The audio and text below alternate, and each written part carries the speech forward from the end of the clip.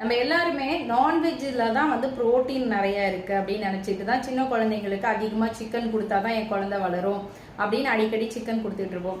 Non veg இல்லாம vegetarian சோர்ஸ்ல என்னென்ன சோர்ஸ்ல நிறைய புரோட்டீன் இருக்கு அப்படின்றது தெரிஞ்சுட்டு இதை நம்ம குழந்தைகளுக்கு ஆரம்பத்துல இருந்தே கொடுத்து பழக்கப்படுத்துவோம். இது எந்த சைடு எஃபெக்டும் இல்லாம நம்ம குழந்தைங்க நல்லா வளர்றதுக்கு, அவங்க நல்ல ஊட்டச்சத்தோடு இருக்கிறதுக்கு ஹெல்ப் பண்ணும்.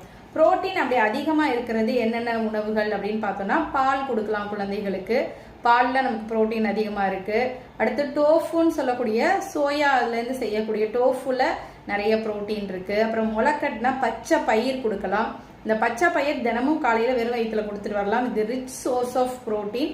அது மாதிரி சுண்டல் கொடுங்க, வெள்ளை சுண்டல் கருப்பு சுண்டல் 2 சுண்டலுமே கொடுக்கலாம். ரெட் பீன்ஸ் கொடுக்கலாம். ஸோ பயிர் வகைகள் நீங்க கொடுக்கலாம். இதெல்லாம் வந்து நேச்சுரலாவே வெஜிடேரியன் சோர்ஸ்ல இருக்கக்கூடிய புரோட்டீன் நம்ம ஹெல்த்துக்கு ரொம்பவும் நம்ம குழந்தைகள் ஆரோக்கியம்